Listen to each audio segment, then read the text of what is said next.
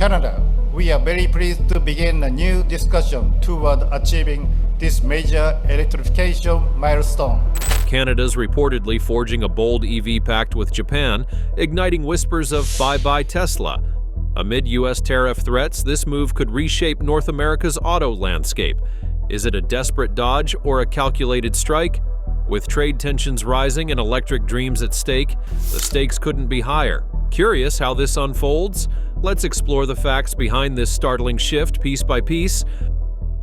Trade war chaos, why Canada's looking east. And I think we have already seen Donald Trump postpone these tariffs, and we have seen a reprieve over this brewing trade war. So here's the deal. Canada's in a bit of a pickle, and it all starts with a certain tariff-happy U.S. president. On February 1st, 2025, Donald Trump slapped a 25% tariff on most Canadian imports, everything from cars to maple syrup, set to kick in March 4th, 2025. Why? He says it's about illegal immigration and drug trafficking crossing the border. Canada's like, excuse me? But the damage is done. That's billions of dollars in trade suddenly under a big fat tax cloud. Imagine you're Canada sitting there with your hockey stick wondering how to dodge this economic body check. The U.S. is Canada's biggest trade buddy. About 75% of its exports head south. But with Trump waving the International Emergency Economic Powers Act like a magic wand, those cozy days are looking shaky. Canada's not just twiddling its thumbs, though. Prime Minister Justin Trudeau's team is scrambling, and they're eyeing Japan like it's the new kid on the block who might just save the day. Why Japan? Well, they've got cash, tech, and a hunger for stuff Canada's got, like minerals for electric vehicles. It's not just a random fling, it's a survival move. See, these tariffs hit hard on Canada's auto industry, which ships tons of cars and parts to the U.S. A 25% tax on top? That's a nightmare for companies trying to keep prices low. So Canada's thinking, if the U.S. is going to play hardball, maybe we don't need to rely on them so much. Enter Japan stage left with a handshake and a plan. This isn't just about EVs yet, it's about Canada saying, we've got options. And as we'll see, those options might just spark something electric. But hang on, why should you care about this trade drama? Because it's the juicy backstory that sets up everything else, like why Canada's suddenly cozying up to Japan in ways that could shake up the car world. Japan steps in the EV connection. Now that you've got the trade war vibes, let's zoom into the electric twist. Canada and Japan have been flirting with an EV partnership for a while, and it's starting to get serious. Back in September 2023, Japan's Economy, Trade and Industry Minister Yasutoshi Nishimura rolled into Ottawa with a posse of bigwigs from Panasonic and Mitsubishi. They signed a memorandum of cooperation, fancy words for let's team up on electric vehicles. The goal? Build a supply chain for EV batteries that doesn't bow to China's dominance. Smart, right? Fast forward to 2025, and this isn't just talk anymore. Japan's got the tech, think sleek hybrids and battery know-how, and Canada's got the goods, like nickel and lithium buried in its northern rocks. Together, they're like peanut butter and jelly, but for cars that don't guzzle gas. The U.S. tariffs only lit a fire under this deal. Canada's thinking, if we can't sell EVs south without getting hammered, why not team up with Japan and sell elsewhere? It's a chess move, and Tesla might not like the checkmate vibes. Picture this, factories humming in Canada, churning out battery packs with Japanese tech, shipped off to Tokyo or even Europe. No tariff headaches, just smooth sailing. The memorandum isn't some dusty paper either, it's got real promises, like Japan tossing in cash and Canada offering subsidies to sweeten the pot. Ever wonder what happens when two countries sync up like this? Spoiler, it's not just about batteries, it's about rewriting the rules of who owns the EV game. And here's where it gets wild. Canada's not stopping at memos. There's chatter about Japanese car giants like Honda jumping in, which brings us to the next piece of this puzzle. But wait, how does this all turn into a real deal? Let's peek at Honda's next move. It's where the rubber meets the road. Honda's big move in Ontario. So Japan's in the mix, but things get real with Honda.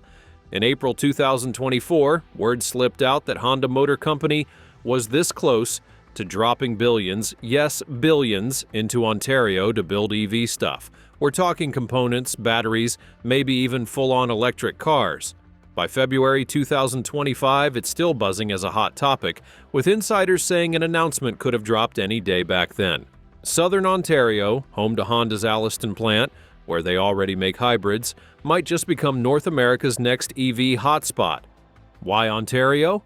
It's got the setup, workers who know cars, a government throwing subsidies like confetti, and a straight shot to ports for shipping. Canada's basically rolling out the red carpet saying, "Hey Honda, make yourself at home." And Honda's like, "Don't mind if I do." They're not starting from scratch either.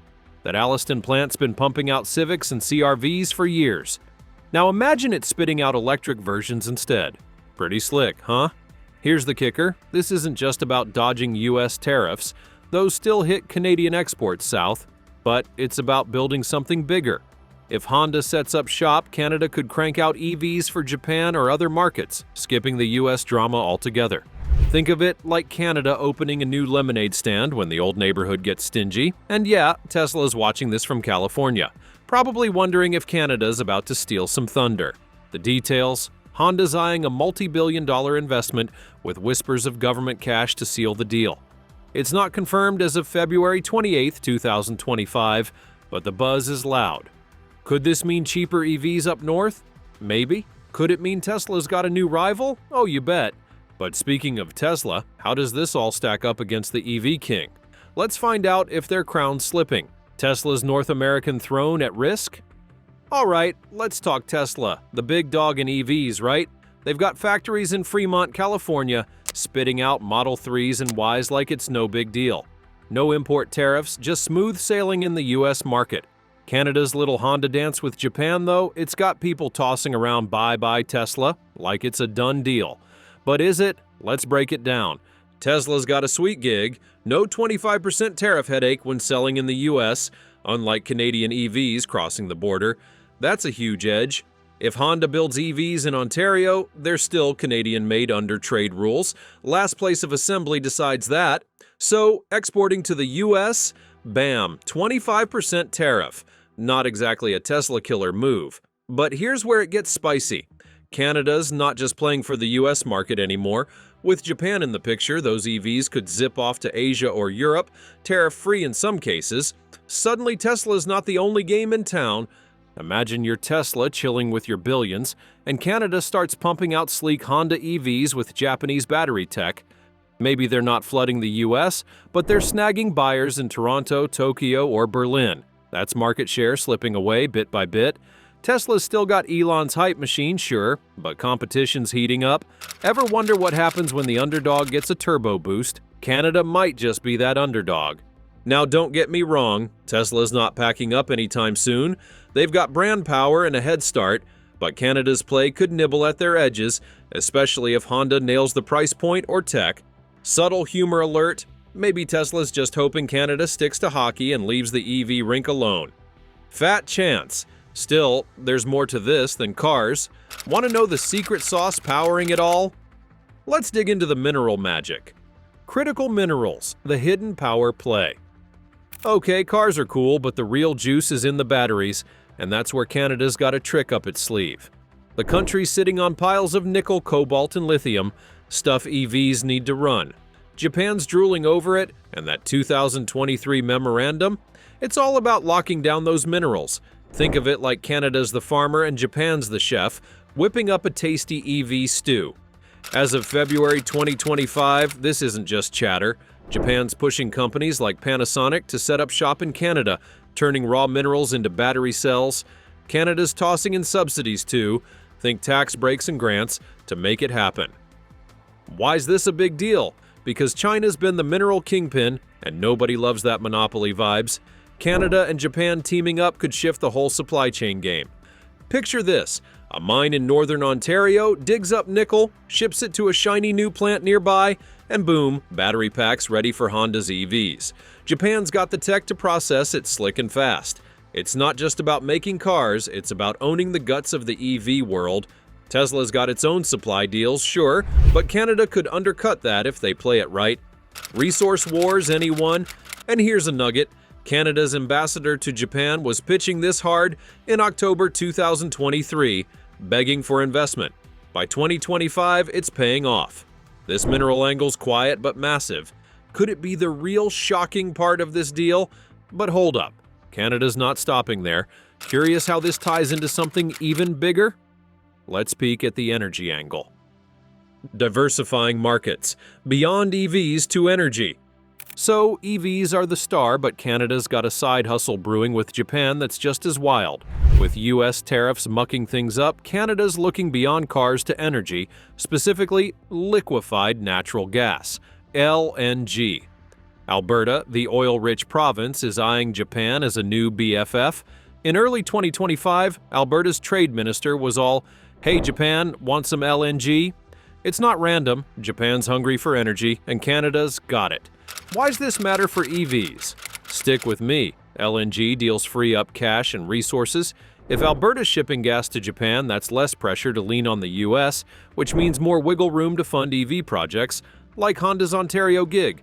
It's all connected like a big economic web. Trump's tariffs, 10% on Canadian energy by the way, make this pivot even smarter. Canada's basically saying, fine, US will sell elsewhere. Here's the scene: LNG tankers sailing from British Columbia to Tokyo, while EV factories hum in Ontario.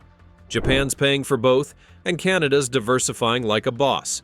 It's not just survival, it's a flex. Could this mean cheaper EVs down the road? Maybe not directly, but it keeps the wheels turning. And Japan's all in, Alberta's got talks lined up, and the vibe's optimistic as of February 28, 2025. This broader strategy's sneaky brilliant. Canada's not just dodging tariffs, it's building a whole new playbook. Tesla's not sweating LNG, but they might notice Canada getting cozy with Japan across the board. Ever think energy could secretly fuel an EV revolution? Well, now you're in on it.